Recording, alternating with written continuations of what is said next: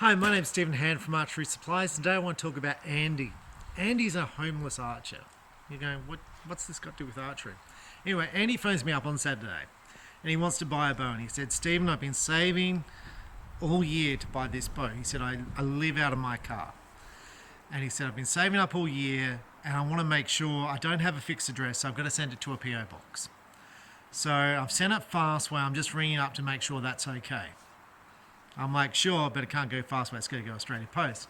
Anyway, he ordered a bow. He didn't order anything with it. So I've set up the bow for Andy, chucked in some arrows, a glove, and set up the RRS and some stuff. And anyway, so I set up some stuff, chucked stuff in and said, there you are, Merry Christmas.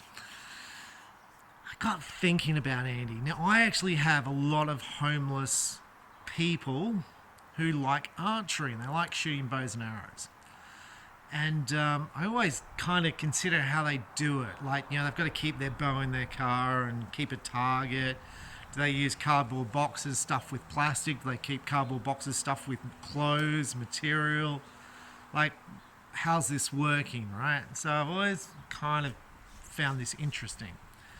And I thought, Australia is a wealthy country, a very, very wealthy country. Why do we have homeless people in Australia? And you're going, well, what's this got to do with archery, Stephen? Well, I used to work in health. If you probably didn't know, health and social security, funding all this money, government money. My boss said to me, he said, Stephen, people can think about small amounts of money. So if you say to someone $10,000, they can picture that in their head. But if you say to someone something is $4.3 billion, he said they have no fathom for that. They don't know 4.3 billion versus 3.5 billion. That always struck a chord with me until I was in court. And the judge said to me, I was responsible for funding hospitals in the Department of Health. So billions of dollars going out the door to state health departments, health funds. It's just so much money. I had no concept of it, right? And this judge said to me, he goes, what's a lot of money for you, Stephen? And I said, well, coffee is really expensive, I find. Coffee, $5 for a cup of coffee, that's expensive. But I said, when it comes to like $4 billion, I don't know, like, is that a lot or not? Anyway, in Australia, we have a huge pile of natural resources. Apparently, for every single person who lives in Australia, we have enough natural resources for about $700,000 per person. So that's our net worth per person, about $700,000, of steel and uranium and all the other stuff we have in Australia, right? We're a lucky country. America is very much the same. They're filled with lots of all the resources and yet there's heaps of homeless people. So I thought to myself, just thinking, because I think a lot, obviously, our state government, so South Australia, a population of about 1 million people, we just had a proposal, we just did it. So we have a school system where the year 1s to 7 go to primary school and the years 8 to 12 go to high school. Well, the state government goes, we don't want to do this anymore. We're going to convert all the year 7s into high school. So all the primary schools, we're going to get rid of a fifth or a sixth of their students and bump them off to high schools. But this is going to cost a lot of money because the primary schools will be empty of 20% or something of their students, but the high schools are going to get an extra bump of 20% of students, so that we're going to have to build infrastructure for that. Transportables and move them in and move teachers. This is going to cost lots of money. The figure for that was $1.4 billion it cost in this state to move all the year 7 students into high school.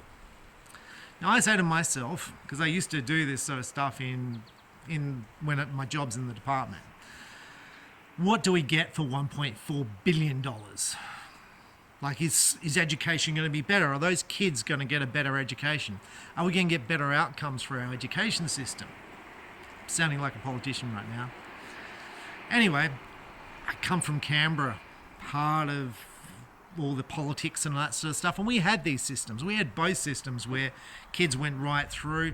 I can tell you it had no impact on school educations, no difference in school results, because I kind of watched this stuff and I was interested. Anyway, so we're spending $1.4 billion because we wanted to move the year 7s to high school. what does $1.4 billion mean? I don't know what is this number. And I thought about it. I'm like, I don't really know what 1.4 billion is. What is it? So I thought, well, a house costs $200,000. How many houses is $1.4 billion? The answer is 7,000 houses. So the state government could have built 7,000 houses for the homeless, then got rent for them, instead of moving the year sevens up to high school. So 7,000 houses. It's a choice. It's a choice the state government made. Then I think our state's been very lucky. We've had 900 cases of COVID in 2 years in this state. 4 people have died in hospital of COVID in this state. Been very, very lucky. Lucky, well planned, bubble, whatever you want to call it. No people in, no people out, whatever you want to call it. Anyway, I thought, well, how many tests have we done for COVID in this state? The answer is 2.7 million. How much does a test cost in this state? It costs $100 to have a test done for COVID. That's $1.3 billion. That $1.3 billion equates to 1,300 houses. Could have been built instead of doing all the testing for COVID. Now you can argue whatever point, right? I'm just saying we have choices. You can have home tests. There's lots of different policy choices here. But the cost was we gave up 1,300 houses. Then I thought, how much does the Australian government spend on foreign aid? The answer is $4.4 billion. $4.4 billion is, I'm going to get this wrong because this is all from the top of my head, was 22,000 homes could be built for homeless people in Australia. But we give that away overseas because we're a wealthy country. America's a wealthy country. You go and say, how much does America give away overseas? The answer is they give away 220,000 houses. America gives away. So America could build 220,000 houses a year for homeless people in America, but they don't. They give that money overseas. Anyway, our friend Andy, who likes to shoot bows and arrows, not forgetting Andy, who's going to be having Christmas in his car, but he's got some arrows and glove and his bows all set up, so I really do hope Andy has a good time. But I tell you, it kicks me in the gut when I see Australians living in their cars. It's like there should be a safety belt blanket under it, and I have a like Andy phoned me. He said, "Look, if you can check your bank to make sure the money's in there for this bow he's put in," and it's like, look, it's there, that's all fine, I'll send out the bow. It's just he did it after we'd closed, so I didn't get the bow out that day. But I got it, I came in, I did it on Sunday. Came into work, got it out Sunday, put a lolly in, chucked some arrows in for him, and got it all out. But homeless people in Australia, like, it's just rubbish. And when when people go, look, COVID, and I'm like, there's homeless people. I don't know, what's important?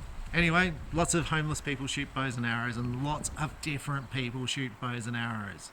Politicians, doctors, lawyers, every type of person you can think of shoots a bow and arrow, and homeless people. Anyway, all the best, and have a Merry Christmas. Thanks for watching.